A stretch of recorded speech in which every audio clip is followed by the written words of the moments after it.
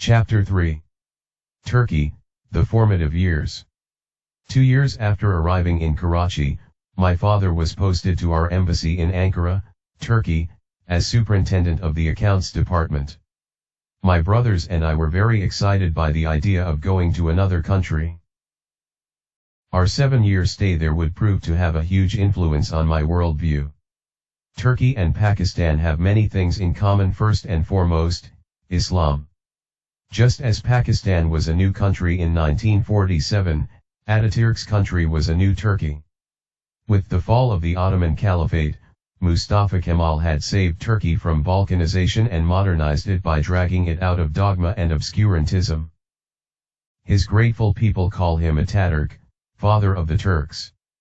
As a victorious commander, he was perhaps inevitably also called Pasha, general. In fact, even his second name, Kemal, which means wonderful, was given to him by a teacher because he was quite remarkable as a young boy. Thus, Mustafa Kemal Pasha Ataturk. Much of Pakistan's cuisine originated in Turkey. So does Urdu, our national language, my parents' tongue. Urdu is a Turkish word meaning army. 2 characteristics of the Turkish people have made a special imprint on my mind. One is their deep sense of patriotism and pride in everything Turkish. The other is their very visible love and affection for Pakistan and Pakistanis. For 3 young boys, the journey to Turkey was filled with wonder. First, we sailed on HMS Dwutka from Karachi to Basra in Iraq. Traveling by ship was a unique experience for us. Then we took a train to Ankara, a journey of about 3 or 4 days, but very enjoyable compared with the fateful train to Pakistan in 1947, a trip fraught with fear and danger. We found a house in Ankara and stayed in it for a year. We would move to 3 more houses, staying for a year each in the second and third, before settling in the fourth for the remainder of our time in Turkey. These were only medium-sized houses, but comfortable and adequate for our needs, certainly a far cry from the 2-room apartment we had left behind. As a working woman, my mother joined the Pakistani embassy as a typist. She was a very good typist and won an embassy competition for speed. Perhaps that is why she is also a good harmonium player. She had a good voice too. Both my parents loved music and dancing, especially ballroom dancing. My father was a very elegant, very graceful dancer. During the coronation of the Queen of England, there was a dance competition in which many of our embassy people participated. After a process of elimination, my parents won the first prize in ballroom dancing. Naturally, the embassy staff did their utmost to help us settle down, but it was really our Turkish relatives who made us feel at home. One of my mother's brothers, Ghazi Ghulam Haider, who became the first English-language newscaster on Radio Pakistan, was, how shall I put it? A great romantic. He was always falling in love, and every so often we would discover that he had married again. Uncle Haider's first wife was a half-Turkish woman whose mother was a full Turk. Her brother, Hikmet, left India for Turkey and settled down there. On reaching Ankara, my father tried to locate Hikmet, even placing an advertisement in the newspapers, without success. Then, as luck would have it, a Turkish woman who knew Hikmet joined the Pakistani embassy as a typist. Her name was Meher Shan. Hikmet was in Istanbul. She telephoned him, and he came to Ankara to meet us. He introduced us to our other relatives. We would meet every so often, and we were always in and out of each other's homes. One of those relatives was Colonel Kadri Bey. He was married to Liman Khanum. Of their 2 sons, Medan was extremely handsome, with a golden brown mustache and curly hair, and Keaton is a wonderful man. I am still in contact with them. For the first 6 or 8 months of our stay, my brothers and I were enrolled in a Turkish school. The English taught there was rudimentary, but the school helped us to learn very good Turkish, which went a long way in enabling us to become good friends with Turkish boys. Children at that age learn very fast and very well, and our accent and pronunciation became perfect. Soon, we were so fluent that our Turkish friends couldn't tell we were foreigners. Even now, when I speak Turkish in Pakistan, it is very different from that of our interpreters. But we needed English as our medium of instruction. My parents discovered a German woman who had a private school attended by a number of foreign boys and girls. We were admitted to her school and studied there for the rest of our time in Turkey. She was Madame Kudaret being her Turkish husband's surname. She laid great emphasis on mathematics and geography, and that is why Javed and I became very good in both subjects. We were especially good at making calculations in our heads. Madame Kudaret had a unique ability to make us enjoy mathematics, and she taught us easy methods for mental calculations. She honed our skills by making the children compete with one another. My later marks were always the best in mathematics and geography. Thanks to Madame Kudaret. Even in class 10, the equivalent of 10th grade in the United States, when my grades dropped dramatically for reasons that I shall explain, I earned a perfect score in mathematics. Madame Kudaret also taught us world geography. We learned how to draw and read maps and how to identify countries, capitals, oceans, rivers, deserts, and mountains. This knowledge helped me immensely when I joined the Pakistan Army. Since Madame Kudaret's school was co-educational, there were non-Turkish girls there too. All three of us brothers were very shy around girls. They would invite us to their homes and parties, but we would invariably feel very awkward. I think they realized this and found it very amusing. 10-year-old girls are far more mature than 10-year-old boys, and they could run circles around us.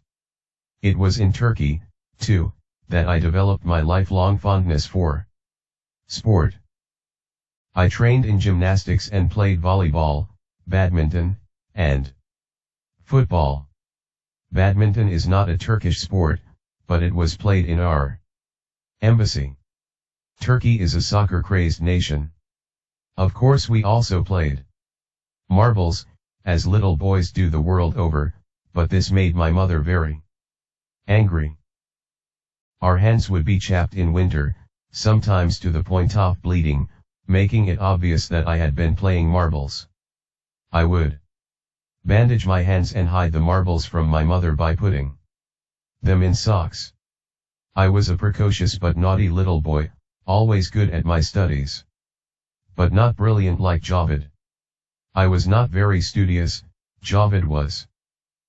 Those who are familiar with Mark Twain's works will understand when I say that I was something of a Tom Sawyer, with the difference that I went to school happily.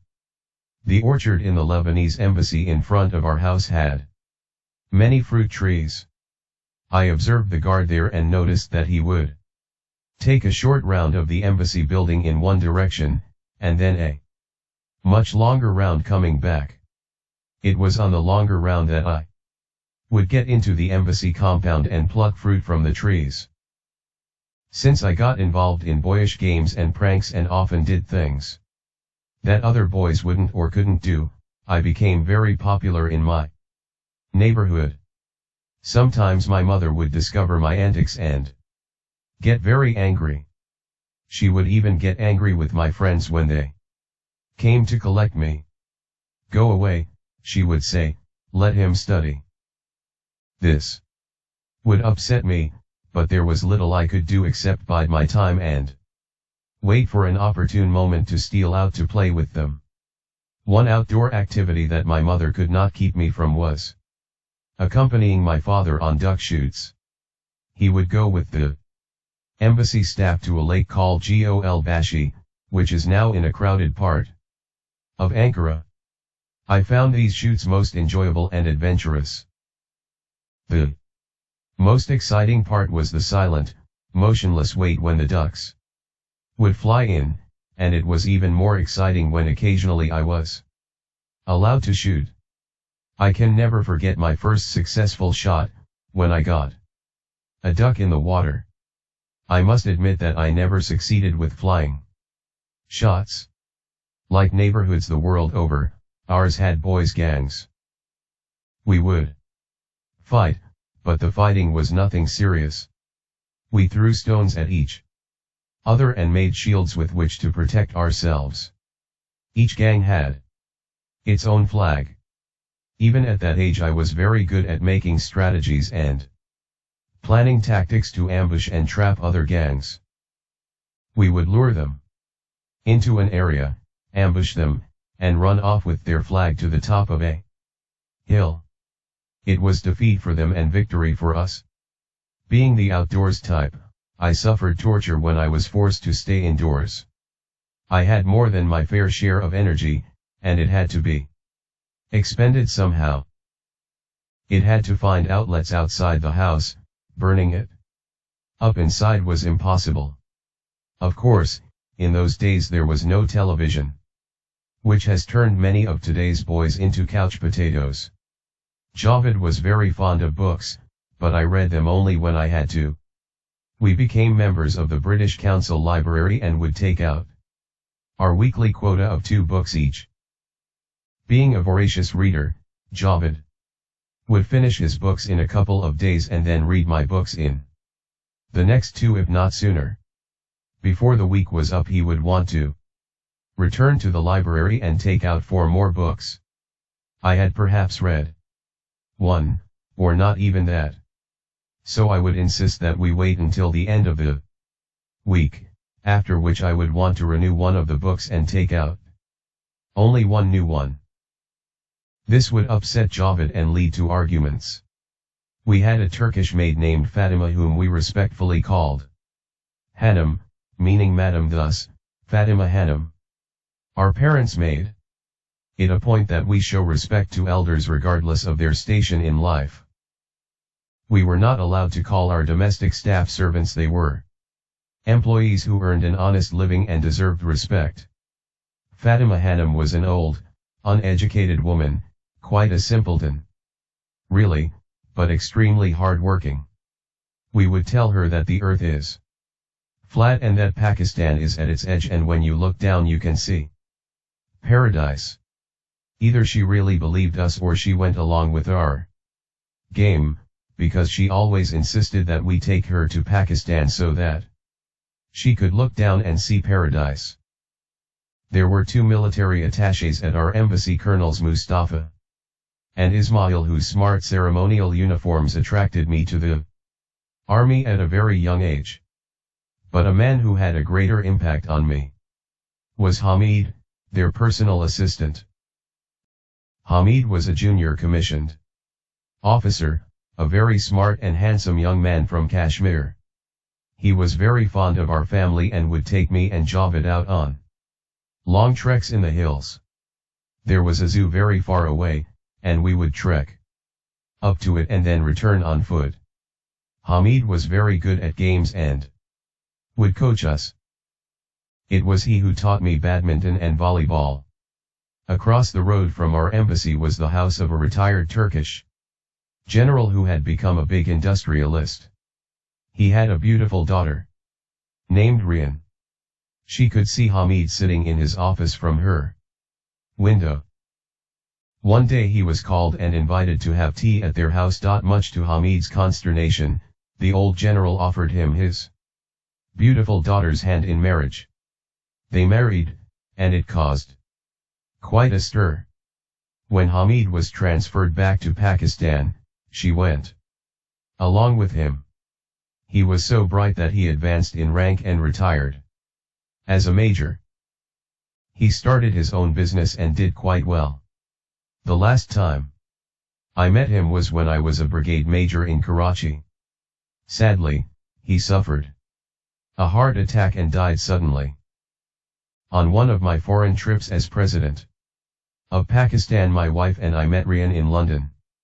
My love of dogs began in Turkey. We had a beautiful brown dog named Whiskey. I loved him.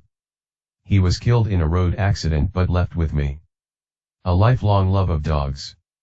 I prefer small dogs, though, not the huge ones. This surprises my friends, for they expect a commando to have something Like a Rottweiler. I think people who keep Rottweilers, and similar dogs, have a need to cultivate a macho image. Our 7 years in Turkey passed in a flash.